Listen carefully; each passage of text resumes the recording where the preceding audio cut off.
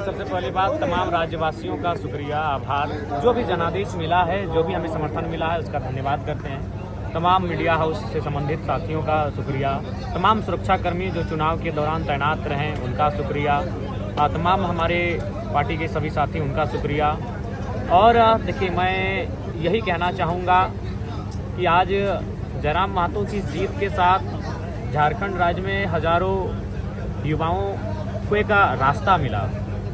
वे अपने आंखों में एक सपना सजाएंगे कि जयराम महतो एक साधारण मिट्टी से निकल कर आया बेटा, अगर विधानसभा तक जा सकता है तो वे भी जाएंगे। हाँ, ये बात रही कि हम लोगों ने कुछ एक बात मैं आपको कहना चाहूँगा। मैं 29 साल की उम्र में विधायक बना हूँ। मुझे मेरे विधायक बनने से लाखों लोगों को खुशी है, लेकिन इंटरनली अगर मेरे अंदर कोई विशेष भाव उत्पन्न नहीं हुआ है, क्योंकि मैंने इन 3 सालों में जनता के दुख दर्द तकलीफ को इतना देखा है कि मेरे अंदर जो कुछ भाव होते हैं उन भाव को भी मैं समझ नहीं पा रहा हूँ कि विधायक बनने की एक ललक होती है।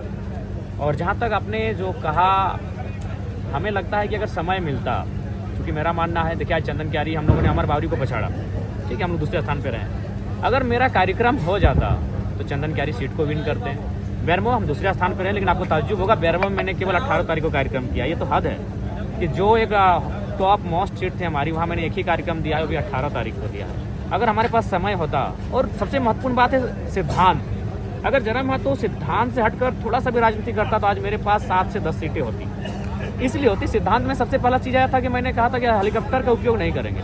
अगर हम सिद्धांत से हटकर हेलीकॉप्टर का उपयोग करते और हम अपने प्रत्याशियों के लिए प्रचार के लिए जाते हैं तो आज जीतने की संभावना भी पड़े। सर जो रामगढ़ से थे 70,000 के आसपास लाए, मायने होता है विधानसभा 70,000 वोट।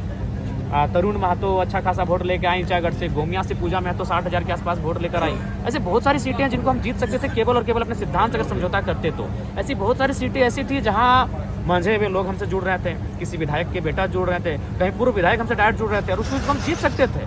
लेकिन हमने सिद्धांत को कहा कि हम लोग तो एक नई, हमारा मकसद सत्ता नहीं है, हमारा मकसद सिद्धांत है, हमारा मकसद परिवर्तन है। तो अगर जयराम महतो लीग से हटकर, सिद्धांत से हटकर अगर सत्ता के लिए राजनीति करता तो आज हम शायद सत्ता में होते हैं। क्योंकि अगर हम जितना बेहतर होते हैं उतना ये असेंबली होता, हंग असेंबली होता, और किसी के पास मेजोरिटी नहीं बन पाती।